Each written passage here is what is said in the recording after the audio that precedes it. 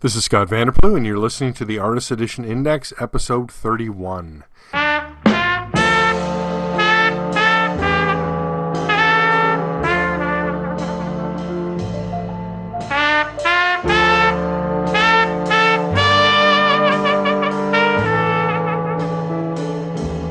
Thank you for joining me on this adventure of all things AE, taking the written word, or the displayed word from the aeindex.org website, and discussing it. This time around, we have a bunch of reviews. I think last time there was a dearth of reviews, and now we've got 3 up on the site this month, with finally a book release. I mean, it's been since January, but we finally got a book release. We'll talk about that. We'll talk about the solicits. I got a new solicit this month. Got the monthly sales, like I said, and we have our monthly poll. Let's talk about the poll. Let's go to that. This month again, we've been lucky every month. David Jacoy has been providing the polls for us each month, and he's been giving me the links for the art as well from Heritage. I've been thankful for that. So every month we have a question about just who of this category would you like to see in Artist Edition or an AE format book? This time around it was Batman in the 80s, and it was, here's the question that was provided. Some of the most inventive and creative forces in comics were working on the Golden Age adventure comic strips. I messed that up. But who among them deserves an AE format book? Yeah, you know what? I copied that from last month, and then I left it the whole month. That's terrible. I need to go in and edit that. All right, here's the other. It also said the Cape Crusader has largely been ignored by AE format books. A fan favorite era of Batman was the 70s and 80s, where some of the greatest artists of that time were working on DC's flagship character. Which one would you choose? So we had Neil Adams, Jim Aparo, Norm Brayfogle, Gene Colan, and Marshall Rogers.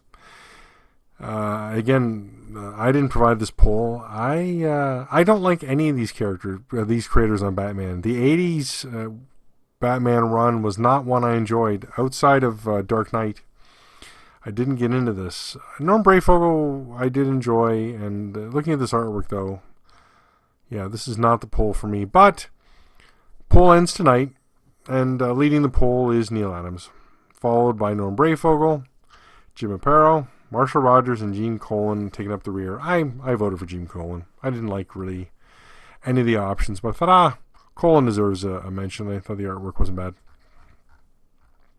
Wow, when you cut and paste, you really gotta do better editing there. That's I will definitely do that when this is over. All right. Turning to shipping changes, we had 2 shipping changes this month. So Walter Simonson's Star Wars Artist Edition, which was solicited a couple months ago, was scheduled for July 24th. That has moved to July 31st. That is now the same date as Spawn Vault Edition Volume 2. The other change, sadly, was the Best of Vampirella Magazine Art Edition, moved to October 30th now. Now let's scroll down. This was originally solicited for September 2016. So now a full 3 years, 1 month past solicitation date. Wow. How does that happen?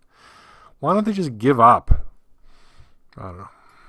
That is just brutal. All right, that's shipping changes. That's short and sweet for sure. Let's talk about those solicits. 1 solicit this month. Pretty exciting. Let me read you the blurb. John Byrne's Marvel Classics Artifact Edition. John Byrne is one of the true superstars of Marvel Comics. His legendary runs on the X-Men and Fantastic Four are just 2 of the highlights of his illustrious and storied career, and have each received the award-winning Artist Edition treatment. Now we continue to present John Byrne at his finest in an Artifact Edition that features his work on Marvel Team-Up, Captain America, The Avengers, Iron Fist, and more. As you have come to expect from Artist Edition style books, each page is tracked down and scanned from the original art. Perusing this book would be like opening a portal in time and visiting John Byrne in his studio as he painstakingly draws some of his most well-remembered stories, all in one beautiful book. A solicitation for October 30th, 12 by 17, standard modern size, 168 pages, 125 US. The online link for ordering, if you want to pre-order that from Things from Another World, is online. I hesitated there because it said his legendary runs on the X-Men and Fantastic Four are just two of the highlights of his illustrious and storied career and have each received the award-winning Artist Edition treatment. Fantastic Four had an Artist Edition. The X-Men was an Artifact Edition. So blurb-tastic there on IDW's part. As I have been able to do sometimes, I get a digital copy of previews. I think it's available for most people. So I like to copy and paste the page out of previews and post it into my solicitations. Of course, that normally takes a week, so my solicitation page gets an update, 1 or 2 updates after the initial, because Diamond posts the stuff on Friday morning now at 6 a.m. Eastern. It used to be Wednesday, and then the following Wednesday is when the previews comes out. So there's that time in between. Online retailers don't post solicitations for stuff until the Diamond previews is the print of previews is released. Oh, excuse me. So I don't get those links either until the print volume's out. So that's when I update the site. All right, those are the solicitations. Another is something interesting. No sales numbers again because there were no Artist Edition format books since January. We have one this month, so we will have sales numbers next month, which is nice. Let's talk about out-of-print monthly sales.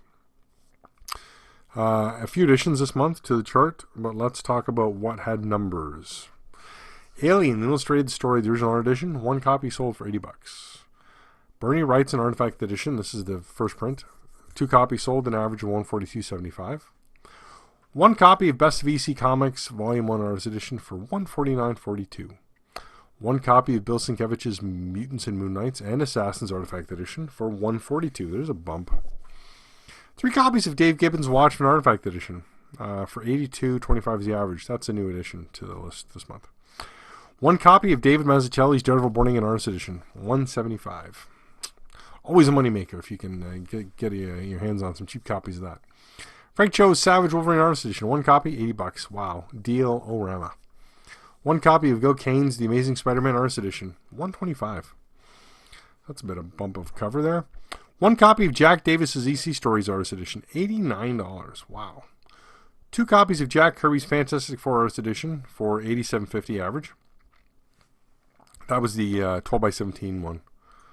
No copies of the 15x22 one sold. 2 copies of Jim Lee DC Legends Artifact Edition for $109.74 average.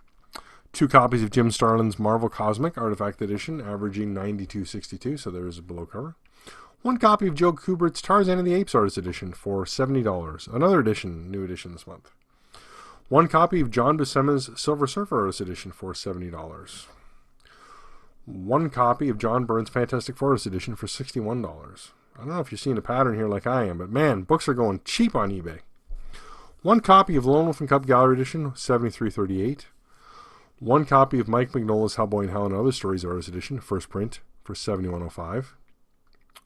1 copy of Ross Andrews' The Amazing Spider-Man Artist Edition for $135.15. There's quite a bump over cover there. Not too bad, but surprising to see that up here.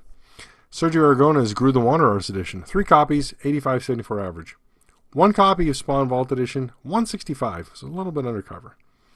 1 copy of Steranko Nick Fury Agent of S.H.I.E.L.D. Artist Edition, $59.99, like fire sale there. 1 copy of Usagi Yojimbo Samurai and Other Stories Gallery Edition for $60.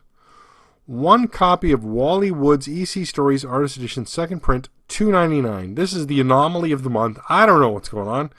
Why is this? Somebody bought this for $300 second print. 1 copy of Walter Simonson's Thor Artist Edition first print sold for $79.99. 2 copies of Walter Simonson's Thor Artist Edition second print sold for an average of $73.94. 1 copy of Will Eisner's The Spirit Artist Edition sold for $107.95.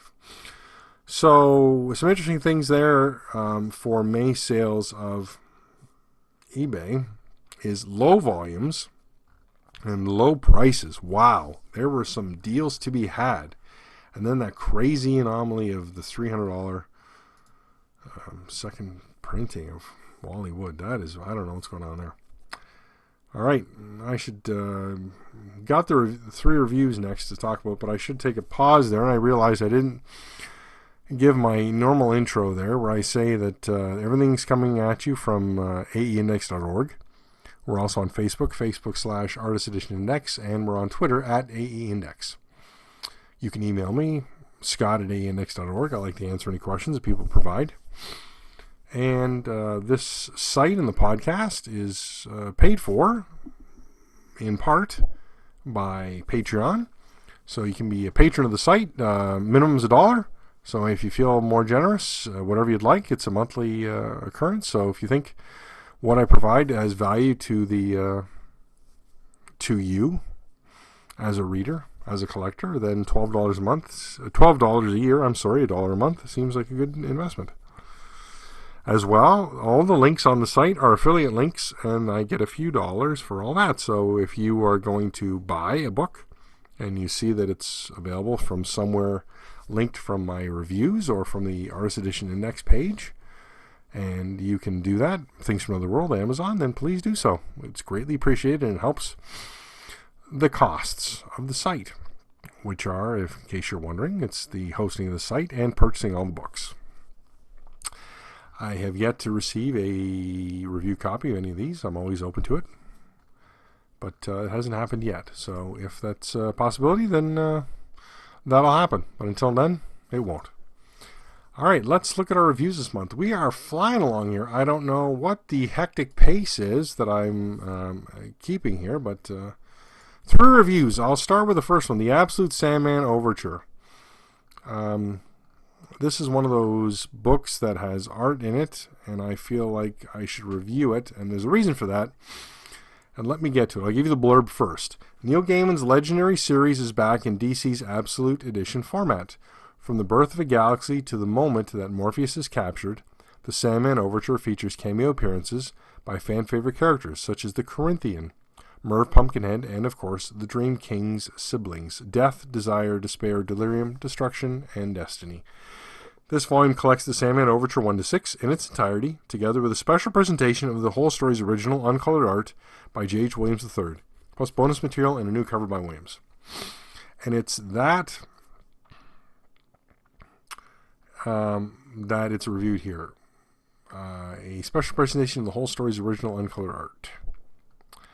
So you get the first 6 issues collected, and then you flip the page and it says The Sandman Overture, the Artist's Edition.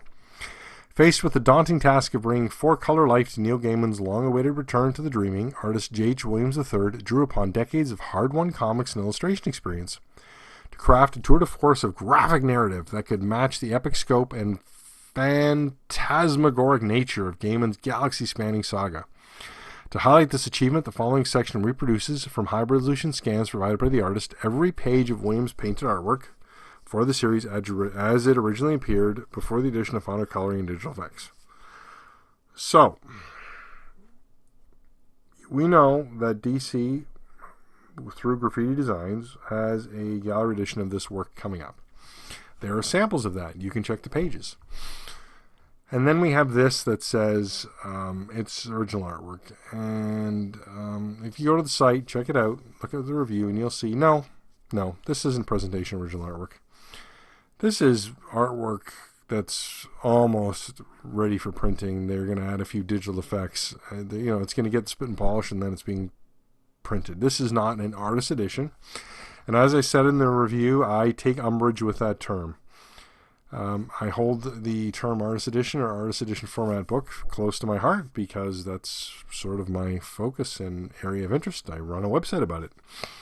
And this ain't no artist edition. Let's leave it at that. Go to the site, check out the pictures. Well worth your time. All right. Let's get to the AE format release of June 2019. So as I said, the last one was January with Jim Lee. This is Berkeley Breathes Bloom County Artist Edition. Let me give you the blurb. The Pulitzer Prize winning creator of one of the most cherished and fondly remembered comic strips of all time showcases his art in this deluxe oversized edition. You've read all the strips, now see the art. This artist edition features an incredible selection of daily and Sunday comic strips, as well as a selection of sketchbook pages and drawings, published here for the very first time, each and every one scanned from the original art. The dailies are presented at the actual size drawn, and the Sundays have been slightly reduced but are still bigger and more beautiful than they have ever been presented before. This is the ultimate Bloom County collection by the inimitable Berkeley Breathed. Released on June 12th. 20 inches by 14 inches, 145 pages, and it's $150. 12 by 17 is IDW's priced at $125. Something larger than 12 by 17. So this 14 by 20, 15 by 20, 15 by 22. It's $150. So IDW has those two price brackets. Based on that, artist editions contain complete stories. Artifact editions contain samples of pages. The last newspaper strip from IDW collection was the Charles Schulz Peanuts, and that was labeled as an artist edition as well, and it didn't contain complete stories. It's sort of gag a day. And even this that has a series of, well, I don't know. I guess if it's got a series of strips as a story, then is that the collected story, and that was what makes an artist edition? Sure, let's go with it. It's a nice, very nice book. I'm always thankful for newspaper strips. I'm a big fan. And this is great to have. Designed by Serbco again. I think it's Serban Cristescu. I don't know if is he trying to drum up business? Is that he doesn't go by his name anymore? He just uses his company? I'm not sure. I've contacted him through Twitter. It's the only way I could find him, and he hasn't replied to me. So it would be interesting to know what the deal with that is. But love the color scheme he's using here on the design. It's solid. Layout's really strong in this book. 2 strips a page, and then you got the Sundays, 1 per page. The size of the artwork is great. You can see Berkeley Breathed, the whiteouts. He did pencil blue lines, so his dialogue would be straight, which is nice. There's some paste ups, some zipatone. Just a very nice presentation of original artwork in this book. Nothing, you like to see the process, right? And this Breathed has got the process here. The back section has sketchbooks, and it's interesting. It's called Berkeley Breathes Bloom County Sketchbooks, and they are just pages of him doing lots of sketches, and they are gorgeous. I can't believe the detail put into these pieces. Just outstanding. Just a really solid package. What interests me about this is the second newspaper strip collection. I've asked Scott Dunbier about strip collections before, and he's always said sales were too low or they'd be expected too low. So I don't know if that means they went with Peanuts, it didn't do well, so they weren't going to do any more. But then you've got Berkeley Breathed here, and I know that there's a connection between Dunbier and Breathed because all his IDW's done the entire collection of all of, it feels like his entire collection of everything he's done. So there's that connection and the reason to do this book, but I would say there were many, many, many, many, many other newspaper strips that would have sold better than this book. Now, I brought that up on the forums, which is linked from the site, and everybody said, oh no, this is modern strip, very popular, and I'm just basing it on my review. This is the lowest interest review I have posted on the site. I mean, any other book has gotten better links, better clicks, to the link than this review. I don't know why it's done so abysmally.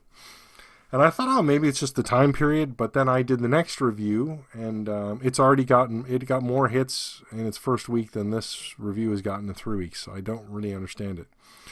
I would really hope with IDW's connection to Library of American Comics, I think the rights are available then to print this stuff. But there are so many incredible strips I would love to see in the artist edition format. I mean, Rip Kirby, any of them, the Raymond or the Prentice, or I'm just looking at my bookshelf. Secret Agent Corrigan, Al Williamson, Alex Raymond's Flash Gordon. I think we'd all love to see that. My goodness, wouldn't that be astounding? Any of the Terry and the Pirates or Steve Canyon, and there's just so many things that I'd love to see original art collections of. Not to take away from this book because it's an excellent package, it's well done, but please don't let this book sales determine future newspaper strip collections of original art. Please, Scott Dunmere, if you're listening, keep going. All right. Those are the 2 reviews I've done this month. Let's look at the 3rd review, which is Ombres sur Tombstone, Édition Noir et Blanc. This is, in case you haven't know that, this is a French book from Dargaud. I think that's how you pronounce it. This is the second Jean Giraud, or Mobius, as he's known outside of when he does this fantasy science fiction, not when he does Blueberry. This is the second Blueberry volume of original art from Dargaud. I did the Mr. Blueberry I did a while ago. I have all 5 volumes that have been released. I just had really delay between reviewing 1 and 2. It's all in French. I used Google Translate and my editing skills to try and get this up to a place where it's edited and ready to, and legible in English. There's 2 things. There's the blurb from their Dargaud's website, and on the colophon page there's a blurb too. So let me give you the blurb here. A professional player shot in the back announces the special edition of Tombstone Epitaph. Nothing but mundane with one detail. The player is called Blueberry, a real celebrity, according to Fat Campbell, a Boston journalist. But with 3 bullets in his body, Blueberry is not dead, and as soon as he opens an eye, Campbell rushes to his bedside to collect his memoirs. It doesn't start well. The first feat of the hero of the West is to take a bit, wallowing in the mud with the pigs. Meanwhile, Strawfield celebrates with fanfare the departure for Tombstone of his silver convoy with the Clantons set to attack disguised as Apaches. And while Geronimo's shadow lurks in the hills, the drama is set. It will lead to the famous massacre of the OK Corral.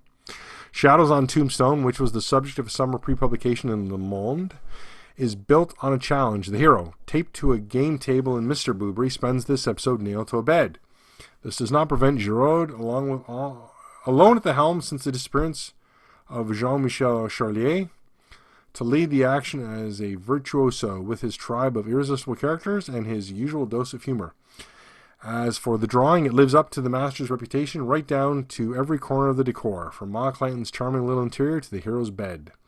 Mr. Blueberry's suite, Shadows on Tombstone, interesting, is a masterpiece in which the talent of the immense Jean Giraud explodes on every page. This album is at the same time a rereading in the form of a black novel of the famous duel of OK Corral, a virtuoso questioning of creation and legend, and, above all, a Western twilight imagined by a creator sure of his art. Every bande dessinée enthusiast must own this very large black and white edition. As you can see, I stumbled with my semi-translation there. All right, this is a 12 by 16, so it's almost original art, 48 pages. It's 20 euros. So I don't know what that is, like 24 US, something like that, 30 Canadian. Because the Canadian exchange rate stinks and just continues to stink. Let me give you the blurb on the colophon page. This black and white edition of Shadows on Tombstone uses the original boards of Jean Giraud. They were completely rescanned so that the maximum details, fineness of the features, grays, densities of the hues of black, precision of the backgrounds, and the few corrections of the author could be seen. This 30 by 40 centimeter format, larger than the classic publication format, will help you find some of the incredible feeling that comes from viewing the origins of one of the greatest artists of bande dessinée. This is a great book. Keep costs down. It's a glued binding. It's soft cover. You can smooth the pages out. I smoothed it out. It lays flat.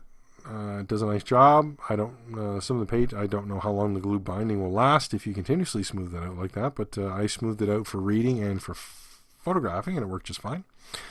And the artwork is awesome. So based on how it appears, we've got the art boards, but then it looks like Dargaud did slightly off-white border around the art. So you've got a couple things, little details that look like they're cut out. So I don't think these are the full boards that Giraud did. So we don't see any margin notes as an example.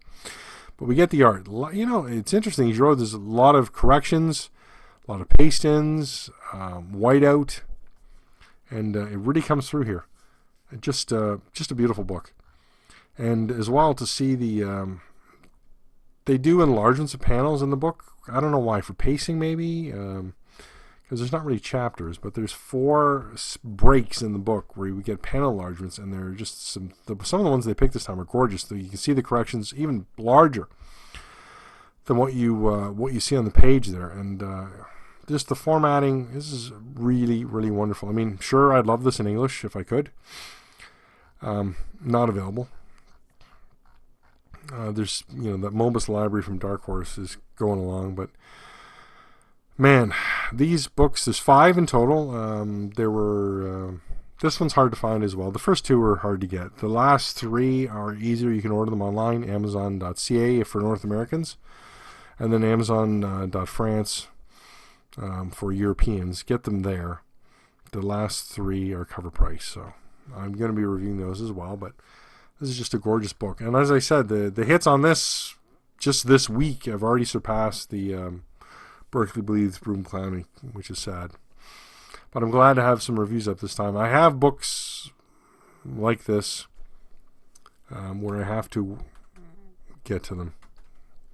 Books where they're not full-size original art, where they're not in I'd say the Artist Edition format, but they fit in this genre of original art being presented.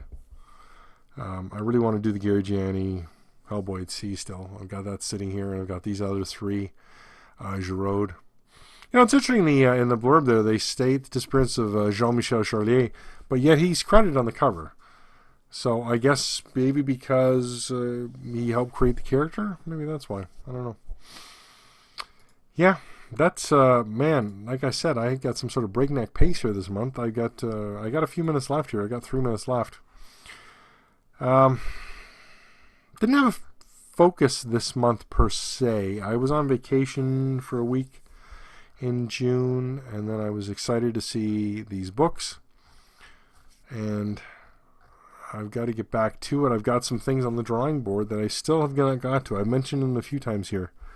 The write-up about the Artist Edition portfolio line, I really want to get back to that. My comparison of digital to print. I've got a Dynamite Frank Thorne book digitally, high resolution, through Isneo that I want to compare to the print version, which I've already started doing.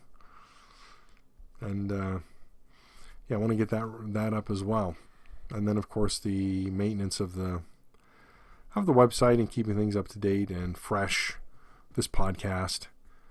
I say this every podcast or every other podcast, but I wallow and waffle. Should I keep doing this? I mean, I think I've got about 110 on average listeners every month, and I appreciate that. That's a great number. 2.5 years in, fan base is not enlarging, but then is the fan base for Artist Editions enlarging? I look at my stats every month, and I have to say that I think it's a pretty well a solid group, not really going up. I don't know, 300 hits a day. That's, I don't know how many people I'm averaging that is, but I don't know, 100 and something a day. I get a lot of searches, so I'm thankful for that. People always discovering these books. There's well over 100 now. So I think there's that constant upkeep of people discovering and enjoying what's available. But that wraps it up for this month. Thanks for joining me. And we'll keep going. Again, all this can be found at aeindex.org. I write about it as it comes out. No really set schedule, just as things happen, I do it. Also available on Twitter at aeindex and on Facebook /Artist Edition Index. Please continue to support me and the site. It's a one-man band here, and I appreciate everybody, especially my patrons who support the site and all those who use the affiliate links. It's greatly appreciated. Keeps me in book money so that I can keep buying these books. So thank you very much, and we'll talk again next month.